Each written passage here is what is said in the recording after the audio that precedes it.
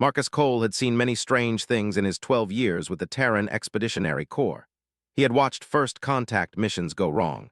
He had fought space pirates near the edge of known space. He had even survived an encounter with a living nebula that tried to eat his ship. But nothing in all his years of service prepared him for what happened on Nexus Station. The diplomatic summit was supposed to be simple. Earth was trying to establish trade agreements with 3 alien species. Marcus was there as a security advisor, standing quietly in the corner while Ambassador Chen handled the talking. He wore his dress uniform and tried not to look bored. The Velanthi delegation arrived last. They were tall beings, nearly 7 feet in height, with silver skin that seemed to glow softly. Strange markings covered their bodies, and these markings produced a gentle blue light. Their eyes were large and violet, and they moved with the grace of predators. Marcus had read the briefing files.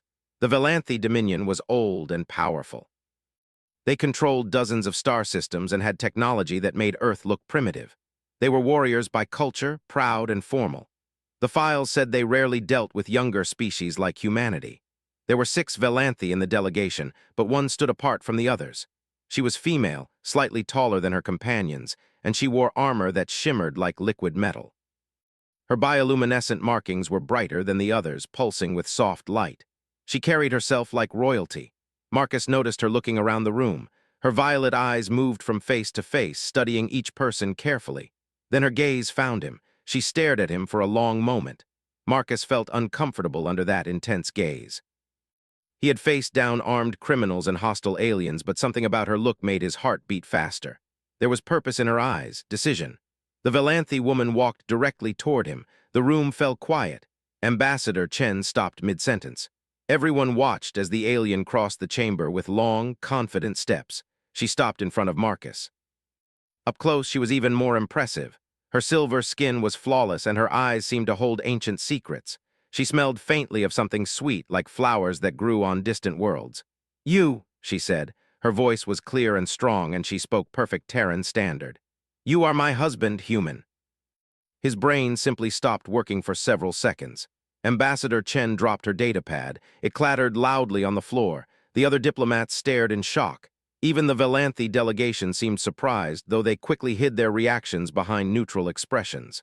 What?" Marcus finally managed to say.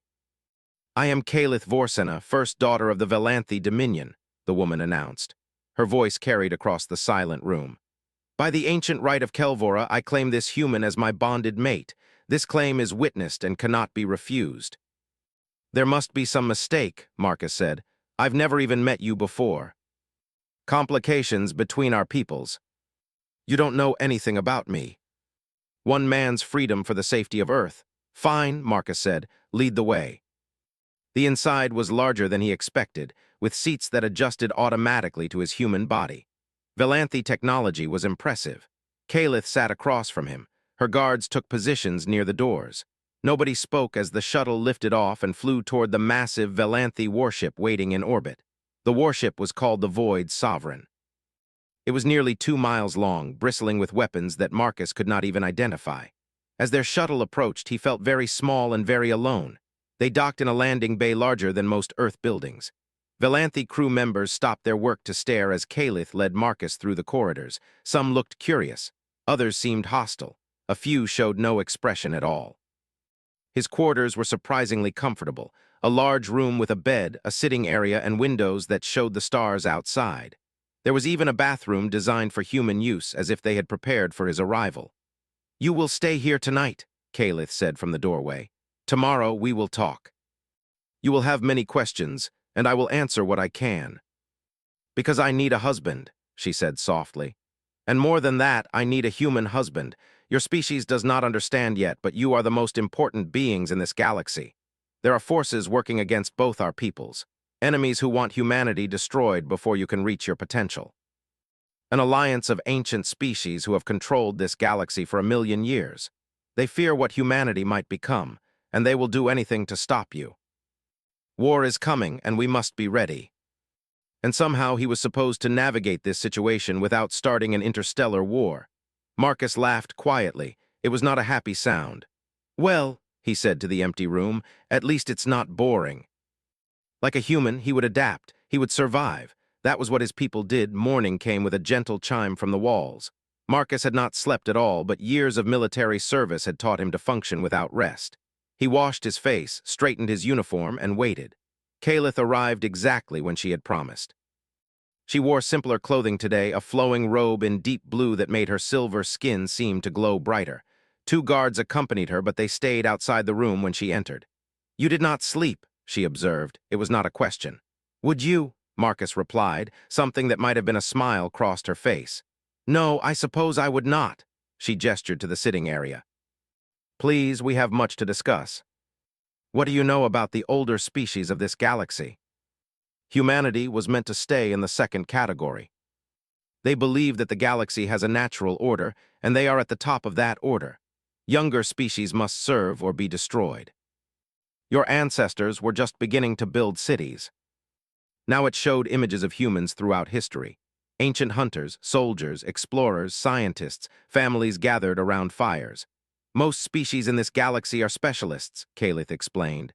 They evolved to fill one role perfectly. My people are warriors, the Kethrani are engineers, the Mulvari are scholars. Each species does one thing well and nothing else. It is more than that. Calith stood and walked to the window. Your emotional resilience is beyond anything we have seen. You experience trauma that would break other species, and you continue. You lose loved ones and find the strength to love again. You fail and try again. You simply refuse to give up. And then there is the bonding, giving names and personalities to tools and vehicles. You create loyalty through kindness instead of fear. He had never thought about humanity this way. They had always seemed like newcomers struggling to catch up with older and wiser species, but Calith was describing them as something else entirely.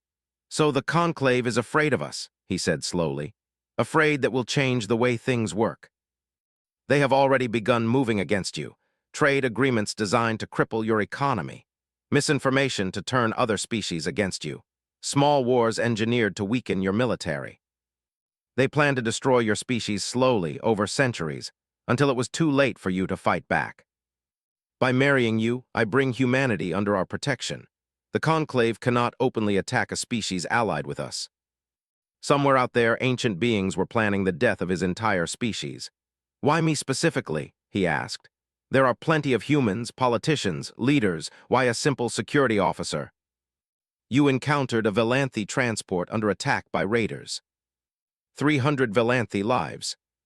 In our culture, such an act marks you as Kelvoran, one worthy of bonding. You risked everything to save strangers and wanted nothing back. That is rare in this galaxy. That is why you are different." "Respect." The gesture was human, learned from their files. Marcus took it. Her skin was cool and smooth, and her grip was strong. "Partners," she agreed. It was not love, it was not even friendship yet. But it was a start. The first assassin came 3 weeks after the wedding ceremony. Marcus woke to the soft hiss of his door opening. Years of combat training brought him fully alert in an instant. He rolled off the bed just as a blade sliced through where his throat had been. The assassin was fast, a species Marcus did not recognize, with 4 arms and skin like dark leather. It moved silently, professionally. This was no amateur, but Marcus was not an amateur either. He grabbed a metal lamp from the side table and swung hard.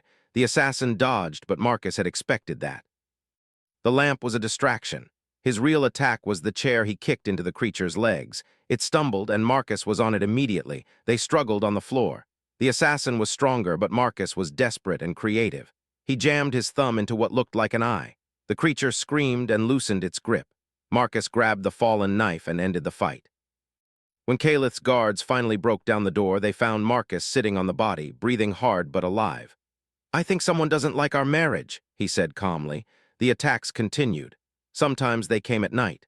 Sometimes they came during meals or meetings. The assassins were from different species, hired from across the galaxy, each one more dangerous than the last. And each time Marcus survived. He survived because he did not fight fair. He used everything around him as a weapon. Cleaning chemicals became explosives. Furniture became shields. He learned the ship's layout better than most crew members and used it to set traps. He also made friends. The maintenance drones that cleaned the corridors were simple machines with basic intelligence. Most people ignored them completely. Marcus started talking to them. He learned their patrol patterns. He gave them names. And slowly, without anyone giving official orders, the drones began watching for danger and warning him when strangers approached. "Your species is insane," Kalith told him after the fourth assassination attempt. "You befriended the cleaning machines." The Valanthi crew did not know what to make of him. This small human who should have been terrified, who should have been begging for protection, instead walked the corridors like he belonged there. He learned their names. He asked about their families. He challenged the guards to card games and somehow managed to win. "He is either very brave or very stupid," one of the senior officers muttered. "Perhaps both," another agreed. "But the crew likes him, that counts for something." Marcus was walking through a lower deck when they appeared from the shadows. Professional killers, all of them armed with weapons designed to kill quickly and quietly. There was no way to fight 12 enemies at once, so Marcus ran. He led them on a chase through the ship, using his knowledge of the layout to stay ahead. He sealed doors behind him and opened vents to confuse their tracking. He knocked over cargo containers and triggered emergency systems to slow them down. The chase ended on an observation deck near the ship's outer hull. Marcus had nowhere left to run. The assassins spread out, surrounding him, weapons raised. "End of the line, human," the leader said. "The Conclave sends its regards." Behind him was only the observation window, showing the cold emptiness of space. There was no escape. Then he noticed the cargo drone hovering outside the window.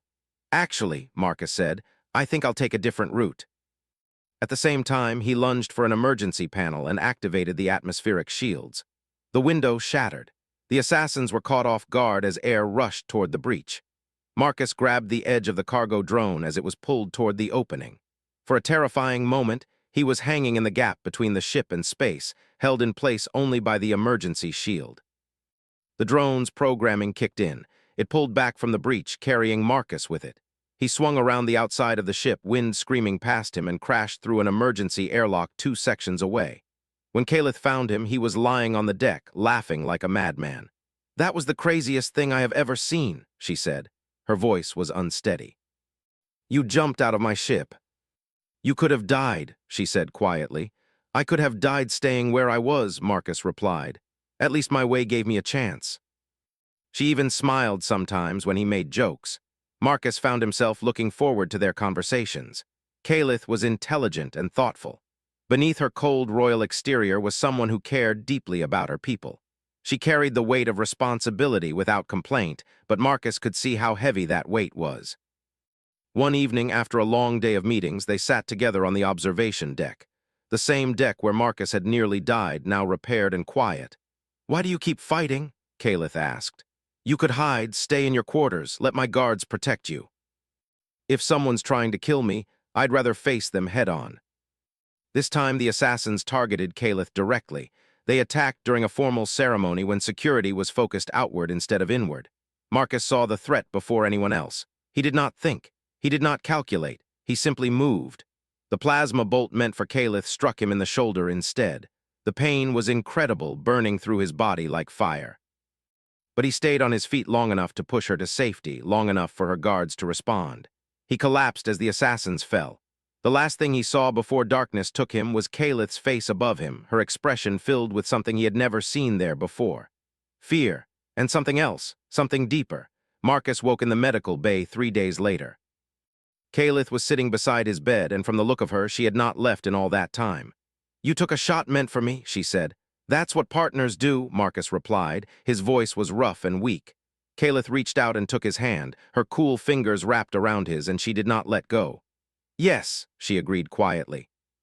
"I am learning that it is." The Conclave had decided that slow destruction was taking too long. They were planning a direct attack on Earth. Marcus stood in the war room, staring at the holographic display. Red lines showed the enemy's planned approach. Blue dots marked Earth's defensive positions. The numbers were overwhelming. 300 warships, the intelligence officer reported, plus support vessels.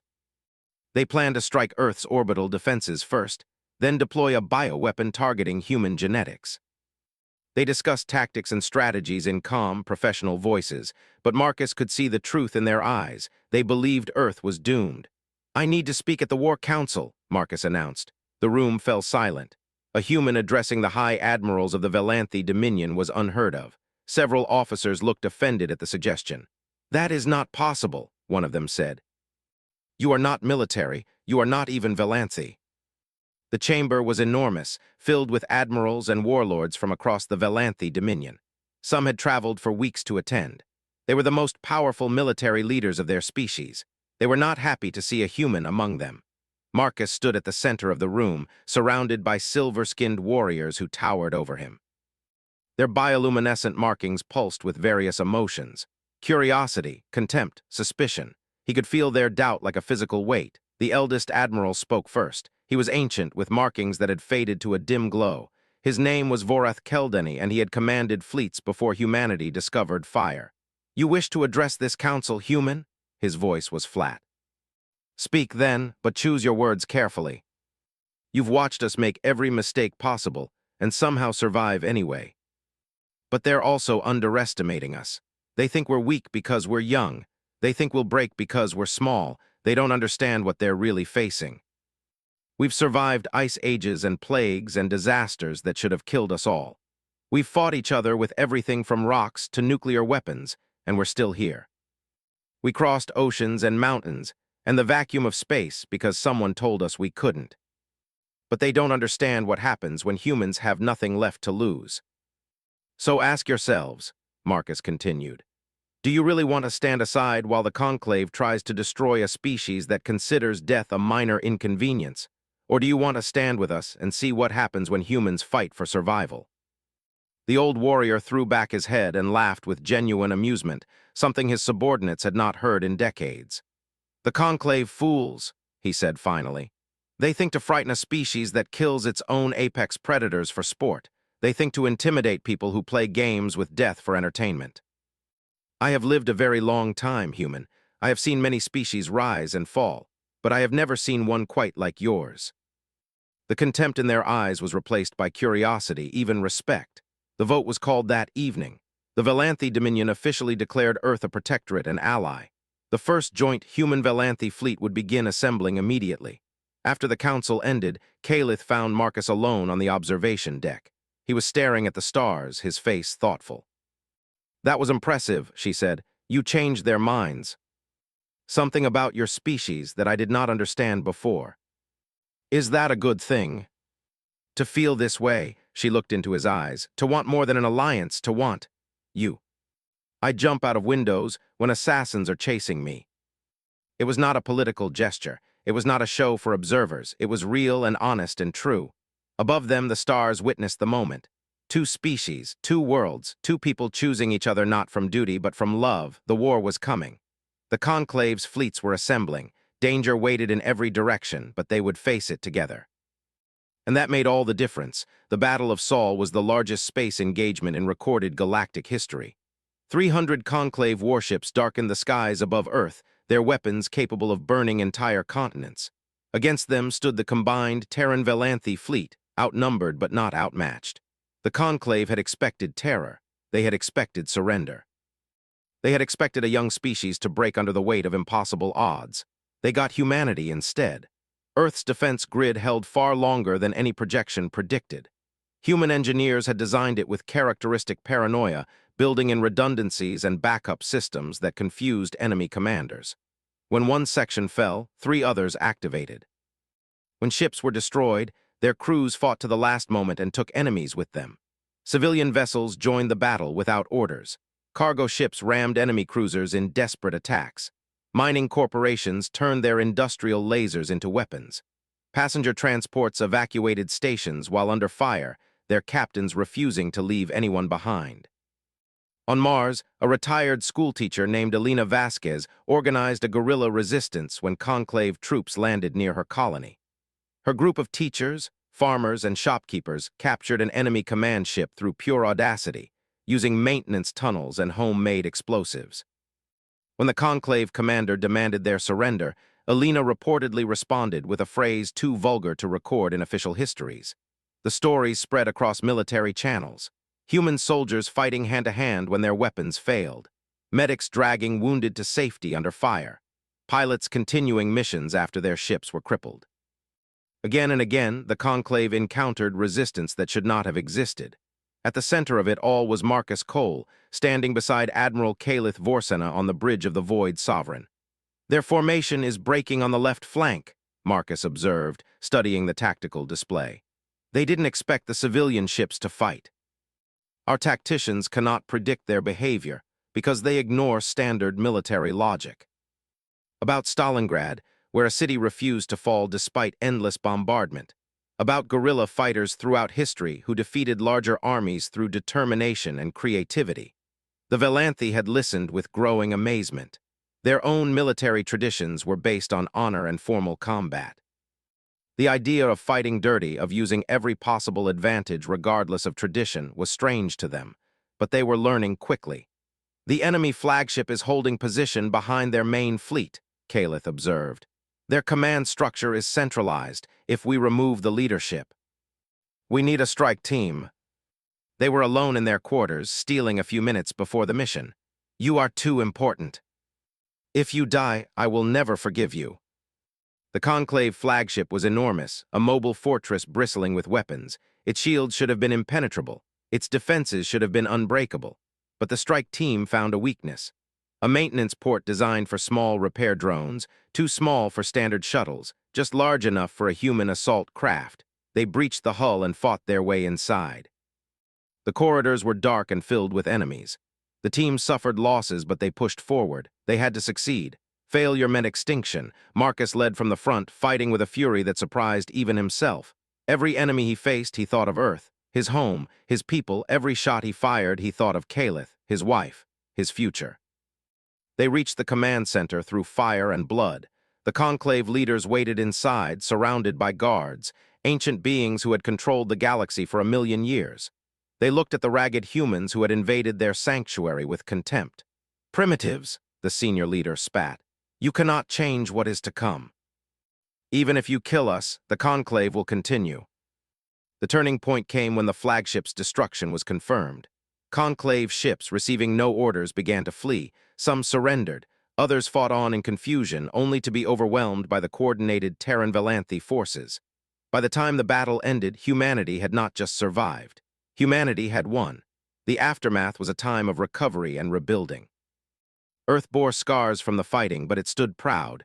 Cities that had been damaged were already being repaired. Memorials were built for the fallen. Stories of heroism spread across every colony and station. The galaxy was forced to reckon with the small blue planet that had defied extinction. Trade delegations flooded Earth from species that had ignored humanity for centuries. Alliances were offered. Friendships were formed. The Conclave's power crumbled as its remaining members scattered. Marcus stood on the observation deck of the Void Sovereign, watching Earth turn slowly below. It was battered but unbroken, as humans always were. Behind him, the door opened. Calith joined him, her hand finding his. You changed everything, she said softly. The Conclave's fall, the new alliances, the way other species now look at humans. This is your legacy. I did not expect what followed. That warm, genuine, impossibly human smile that had somehow won over an alien princess and helped save 2 civilizations. Yeah, he said, we have a way of growing on people. They were heading into unknown space, searching for new worlds and new possibilities. Across the galaxy, ancient civilizations watched with wonder and terror as humanity took its place among the stars. Not as a subordinate species, not as servants or conquered peoples, as equals, as partners, as friends. The old order was ending, something new was beginning. And at the heart of it all were 2 people who had started as strangers and become something more. Marcus pulled Calith close. She rested her head on his shoulder, and together they watched the stars. So what happens now? He asked. Now, Calith considered the question. Now we build something better together. The assassination attempts, the battles and alliances, the love that had grown from impossible circumstances. Together sounds good, he agreed. And as Earth turned peacefully below, as ships of 2 species worked side by side, as a new era dawned for the galaxy, they stood together and faced the future. Whatever came next, they would face it as partners, as husband and wife. As humans and Velanthi, united by something stronger than politics or survival. United by love.